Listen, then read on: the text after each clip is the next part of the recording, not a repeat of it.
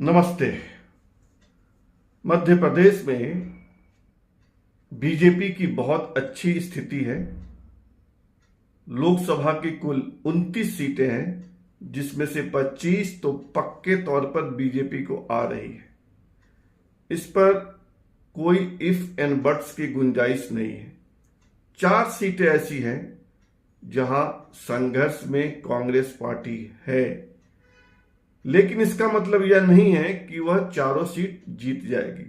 संभव है कि इस 4 में कोई 2 जीत जाए या 1 जीत जाए या 1 भी ना जीते। तो वह 4 सीटें कौन सी है, इस पर मैं आपसे बातचीत करना चाहूंगा।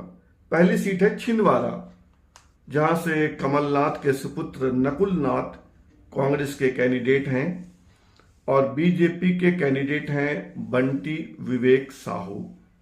छिंदवाड़ा कमलनाथ का गढ़ है और लंबे समय तक वे वहां से सांसद रहे हैं। पिछली बार उनके सुपुत्र नकुल नाथ जीते थे।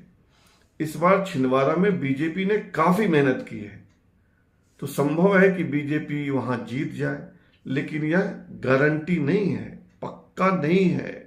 लोग मानकर चल रहे हैं कि वहां 50-50 की लड़ाई है, यानी बीजेपी जीत सकती है और कांग्रेस भी जीत सकती है। दूसरी सीट है राजगढ़, जहां से एमपी के पूर्व सीएम दिग्विजय सिंह कैंडिडेट हैं। दिग्विजय सिंह ने यहां भावुक अपील की थी कि यह उनका अंतिम चुनाव है। वे 77 साल के हो गए हैं, अगले चुनाव तक 80 पार हो जाएंगे। तो उनकी भावुक अपील कितना काम करती है, यह देखा जाना बाकी है। राजगढ़ उनका इलाका है, वहां से वे विधायक रहे हैं, वहां से वे सांसद रहे हैं 2-2 बार। अभी उनके सुपुत्र राधोगढ़ से विधायक हैं, उनके भाई वहां से विधायक रहे हैं उसी एरिया की सीट से। तो उस इलाके में इनका व्यक्तिगत प्रभाव है। तो संभव है कि राजगढ़ सीट से दिग्विजय सिंह जीत जाएं। वहां से बीजेपी के कैंडिडेट हैं रोडमल नागर। वे लगातार 2 बार जीते हैं, 14 और 19 में। इस बार उनके खिलाफ जनमत था, लेकिन मोदी का प्रभाव है, दिख रहा था वहां। इसलिए कहना कठिन है कि रोडमल नागर जीतेंगे या दिग्विजय सिंह। तो राजगढ़ भी 50-50 वाला इलाका है। तीसरा है मंडला। मंडला से फग्गन सिंह कुलस्ते कैंडिडेट हैं, मोदी 2 में मंत्री थे और वहीं की एक विधानसभा, उसी लोकसभा एरिया की एक विधानसभा निवास से वे विधानसभा का चुनाव अभी अभी हारे हैं फग्गन सिंह कुलस्ते।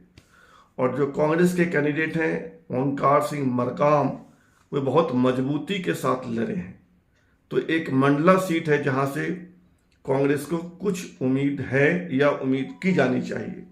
और चौथी सीट है चंबल इलाके की मुरैना, जहां से कांग्रेस के कैंडिडेट हैं नीतू सिंह सिकरवार और बीजेपी के कैंडिडेट हैं शिवमंगल सिंह तोमर।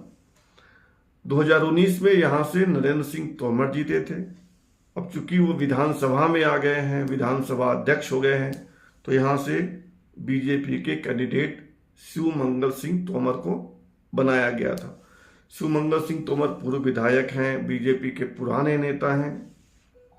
उन्होंने मेहनत तो बहुत की है, लेकिन नीतू सिकरवार धन बल में, बाहुबल में बहुत प्रभावी हैं। इनके पिताजी भी उसी इलाके से एमएलए रहे हैं, खुद नीतू सिकरवार एमएलए रहे हैं। और ये मजबूत फैमिली है, राजनीतिक बैकग्राउंड की फैमिली है, मजबूत है। तो कांग्रेस का प्रभाव कम और नीतू सिकरवार, नीतू बोलते हैं, नीतू सिंह सिकरवार, इनका प्रभाव ज्यादा। ये दोनों कांग्रेस और नीतू सिकरवार मिला दीजिए तो एक ताकत बन जाती है।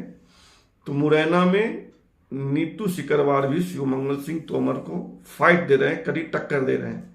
और यह भी 50-50 वाली सीट है।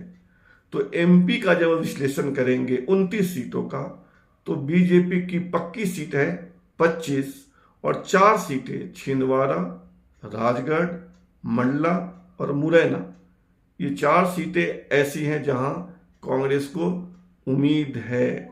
इसमें से मंडला और छिंदवाड़ा महाकौशल एरिया की सीट है, राजगढ़ को आप भोपाल एरिया की सीट कह सकते हैं, और मुरैना चंबल इलाका में पड़ता है। तो यही 4 सीटें हैं जहां से बीजेपी माफ कीजिए कांग्रेस को कुछ उम्मीद है। बाकी 25 पर तो भगवान भी शायद भला नहीं कर पाए। फिलहाल इतना ही, धन्यवाद।